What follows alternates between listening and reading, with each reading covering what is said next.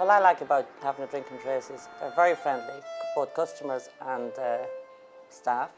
Plus, it's very quaint, and I love the bar because it's not too big, so you never feel, if it's not busy, you don't feel you're very much on your own there. You understand me? I just love the whole character of the bar. You're all very welcome here today. Thank you all for coming. Today we're launching this report on the drinks industry today. I think it's an important report for now and for the future. I think it's important now because it scopes out the scale of the employment and the contribution and the taxation which the industry makes to the Irish economy. The report's been prepared by my colleague Tony Foley, to my right, who's a well-known economist and economic commentator, and heads up the DCU Business School Group of Finance, Economics and Entrepreneurship. But today he's wearing his drinks industry guru hat. And that's just to get a storehouse. The vast majority of rural pubs generate very small levels of sales, so that it's not an economic business. In many ways, lots of them are a lifestyle operation. So pubs are closing and they will continue to close. And I would expect over the next several years there'll be an accelerated rate of closure, so there'll be substantially less pubs, particularly in rural areas. First we had the smoking ban, which had probably not a major effect here now, had an effect, but the drink driving was really the thing that has really crucified the rural pub, because people have to get to the pub and get home from the pub, and in rural Ireland they have very poor taxi service or hackney service because they prefer to stay in the towns where they get more work.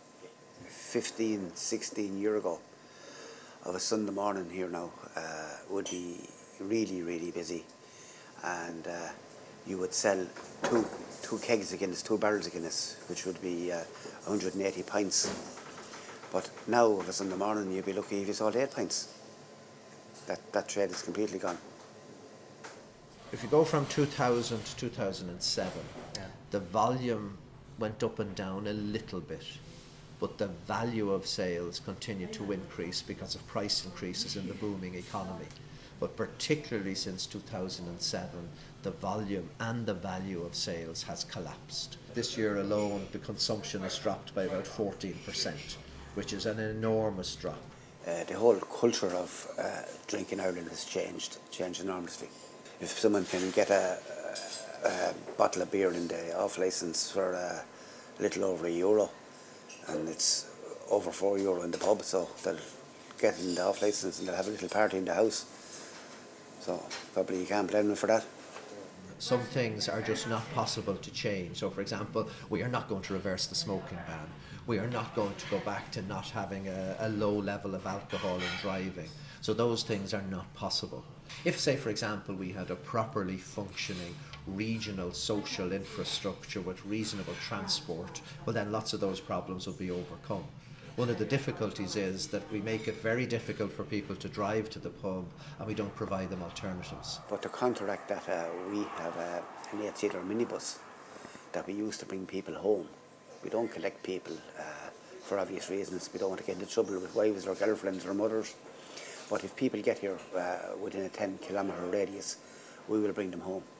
I think the fact that we're in food is basically what's keeping us going. You know, most rural pubs now wouldn't survive on drink only. They'd have to have a secondary income of some description.